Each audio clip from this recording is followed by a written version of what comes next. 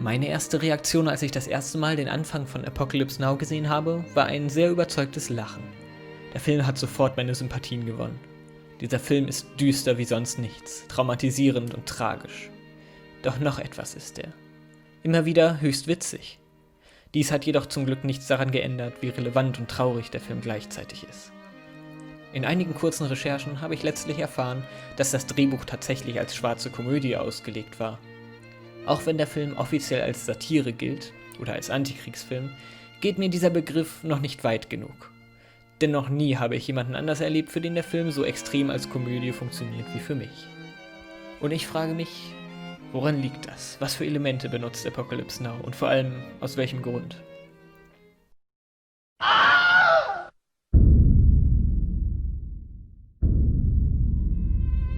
Gehen wir wieder zum Anfang.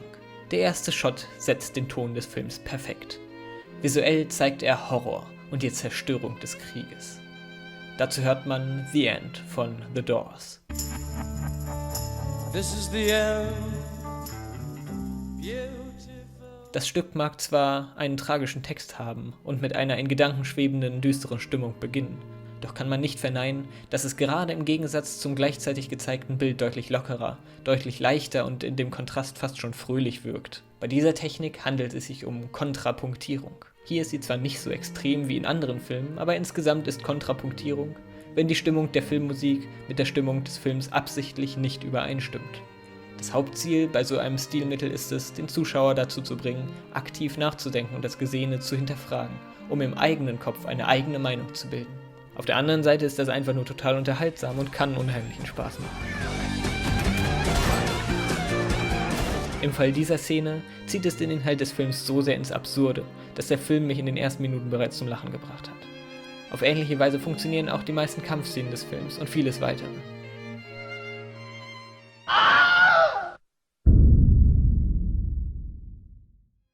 Vermutlich die ikonischste Szene des Films ist der Ritt der Walküren. Die amerikanischen Streitkräfte greifen ein vietnamesisches Dorf an. Mit Hubschraubern gehen sie gegen Eselskarren an, mit Napalmbomben gegen vereinzelte Soldaten im Wald. Dazu ertönt der Ritt der Walküren, aus Richard Wagners Musikdrama Die Walküre. Dies ist ein Rückgriff auf die Nutzung desselben Stücks in den deutschen Nachrichtensendungen während des Zweiten Weltkriegs. Der Ritt der Walküren untermalt hier Bilder, die denen aus Apocalypse Now gar nicht so unähnlich sind. Im Morgengrauen überfliegt der Verband das Ägäische Meer.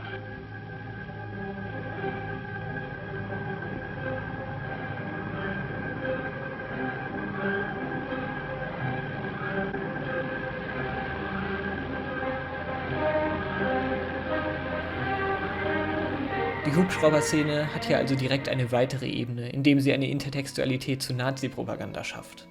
Dieses Mittel ist dermaßen absurd und übertrieben, dass ich persönlich das nur mit Humor nehmen kann.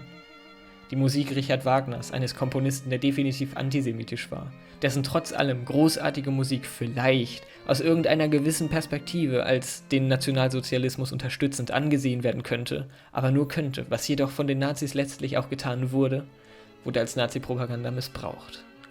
Der Ritt der Walküren, ein absolut heldenhaftes und lobpreisendes Stück, ursprünglich für die Walküren komponiert, Halbgöttinnen, die im Krieg gefallene Helden nach Valhalla bringen, glorifiziert nun Nazi-Deutschland. In Apocalypse Now ist die Musik diegetisch. Dies bedeutet, sie ist innerhalb des Films existent, von den Charakteren zu hören und somit nicht einfach nur Hintergrundmusik, die zum Film abgespielt wurde. Die Amerikaner glorifizieren sich hier also selbst.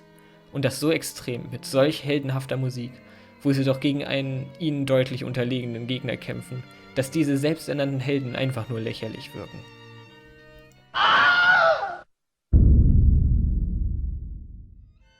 Manch einer mag jedoch über den Film sagen, der ist gar nicht witzig, der ist voll brutal.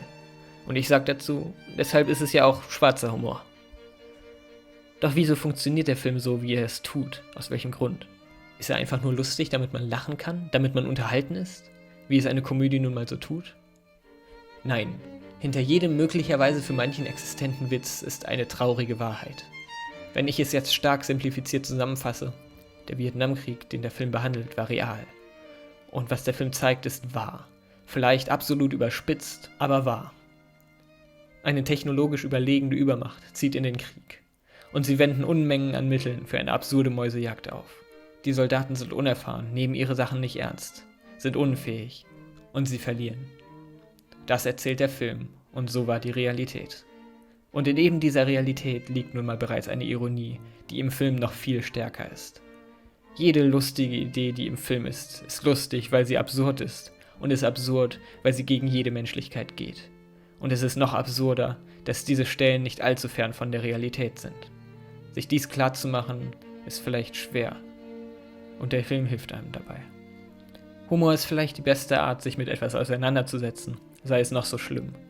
Apocalypse Now beweist das für mich. Der Film nutzt vor allem Musik und die absurde Natur seines Themas selbst, um seine Effekte zu erzielen.